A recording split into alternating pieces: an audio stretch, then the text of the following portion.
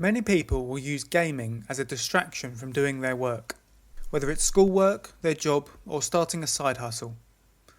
But we can actually use the psychology of gaming to our advantage. When gaming, it's very easy to enter into a flow state, which is a state where we experience some of our best focus, work, and performance. In this video, I'll explain how we can use the elements of gaming that induce the flow state so easily to apply to our lives for higher levels of success. The flow state can also be referred to as being in the zone and is used to describe that state where you're completely focused on the task at hand. You are unconscious to distractions and your subconscious comes to the forefront of your activity, using its experience to carry out the task to the best of its ability. Your conscious mind is also engaged in any new challenge or skill required for the task, while the subconscious takes the job of connecting it all together and carrying out the actions that have been learned from muscle memory. It is during this state that some of your best work and performances will be achieved. During this state, your work will feel effortless as you flow through the actions and challenges with ease. Often during the flow state, time will appear to move past incredibly quickly as you are immersed in the activity you are doing. You will become completely separate from the outside world as your focus is narrowed down on the actions you're taking. The flow state is commonplace among athletes, especially those that do extreme sports. The focus and precision required are paramount to the success of the athlete, and so the flow state is achieved to keep the athlete in the zone where they can perform at their best of their ability with their subconscious and conscious minds working in unison. This state can be achieved in any walk of life, from a factory worker, a business person, or a school teacher. Even doing the gardening or housework can induce the flow state if the right conditions are present. Gaming is another obvious way to enter the flow state because games provide the exact conditions required to enter this state. The first condition of the flow state is the challenge to skill ratio. This ratio has to be correct for the flow state to come into full effect. If the task at hand is too challenging, then you'll find it hard to get into what you're doing because there will be too much conscious friction there with the level of challenge relative to your ability and skill. On the other hand, if your level of skill is far higher than the task that needs doing, you may find that you become bored and again can't enter into the flow state. So the balance between challenge and skill must be so that you have enough challenge to stop boredom, but not so much that it feels too difficult. With this balance right, the flow state is very achievable. In gaming, often you can change the difficulty settings to suit your ability, so you have the right amount of challenge to complete the levels without it being too easy, therefore keeping you engaged. To achieve the flow state, we must also have immediate feedback. This feedback tells us if we are doing the task correctly or not. This keeps us on track and keeps us in the zone to continue through the task. In gaming, we receive immediate feedback in the form of completing tasks and levels, finding items, scoring goals, losing health, or beating competition. This feedback tells us how we are doing and so keeps us completely engaged in the task. Activities without immediate feedback will be more difficult to stay engaged with because there is nothing telling us if we are doing it right or not.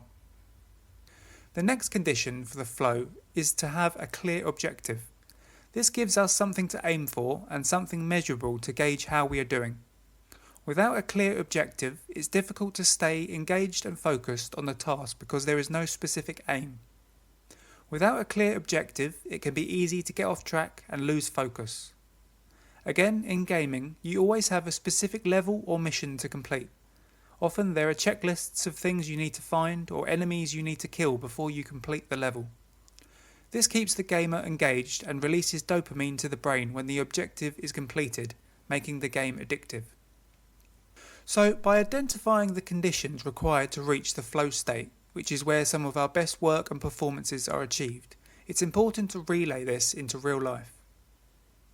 When setting goals for yourself and planning your to-do list for the next day, you can identify which of the tasks you have to do that carry these conditions. If a particular goal or task is lacking in any particular condition, you can try to incorporate it where possible. Let's say you have a really mundane task to do that you're unable to outsource. You know the task is boring because it is monotonous and lacks challenge. Think about how you can add challenge to this task so you can not only improve your abilities but also give a better chance of entering the flow state. Let's say you have to type something up or read an article. Well, you could work on your typing speed and accuracy, focus on one particular aspect of your typing ability and work on that. Or if you have to read a boring article, make a point to really try to immerse yourself in the article and aim to learn 3 new words of vocabulary, or learn about the subject you're reading about. Small extra little challenges can transform a boring task into something more engaging. Or if you have a lot of work to complete but you're lacking direction of what is the most important and which needs doing first, use a prioritised to-do list with clear objectives to each task. This will ensure each activity has an objective to keep you focused and engaged and increase the likelihood of reaching flow.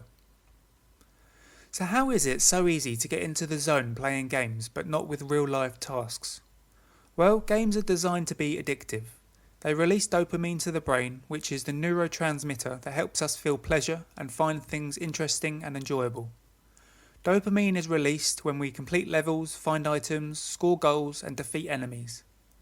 Playing games is addictive because they are instant gratification activities that provide escapism from the real world.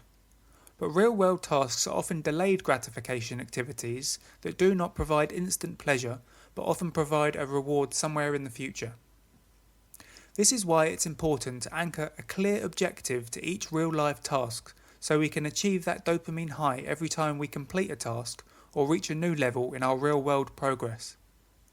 Another huge obstacle to real life is that the risks in real life are real. In games they're fictional. If we die in a game, we get another life or start the level again. If we lose money in a game, we start again without consequence. In real life, we must risk assess what we do and decide whether the thing we want to achieve is worth the risk. Ask ourselves, can we lose money? Will we be judged if we fail? What else could go wrong? These questions will help us gauge whether what we want to accomplish is worth the passion you have for completing the thing and the potential rewards that are up for grabs. Of course, real-life rewards and results will be more fulfilling than in a game, but the risks in real life are often what stand in our way. If you're finding it hard to focus on your work because of that craving for the instant gratification activities, such as gaming, social media or Netflix, then it's likely that your life is overstimulating. Your everyday life gives your brain so much dopamine that the idea of doing work isn't attractive to you at all. To help this, try to reduce the stimulation in your life so your work will seem more interesting to you, especially if they carry the conditions for flow. Reduce the junk food from your diet, reduce your gaming time, TV, social media and phone use. Instead, use these instant gratification activities as rewards for doing the more challenging work you have planned. This will eventually condition your subconscious mind to want to do the harder things because of the anticipated reward. So to sum up, by exploring the conditions of the flow state in gaming, we can adapt and add these conditions to the activities we want to achieve in the real world. By ensuring that the work we want to complete has a good skill to challenge ratio, we stay engaged. By having immediate feedback and a clear objective, we can stay focused on the task at hand and have direction for the task's completion. If we reduce the stimulation in our lives and use instant gratification activities as rewards only, we can make doing our work more attractive to our dopamine-dependent brains. This is how we can try to make our journey to success as addictive and flow-inducing as gaming can be. So if you found this video valuable, please like it and subscribe to Subconscious Theory for more content.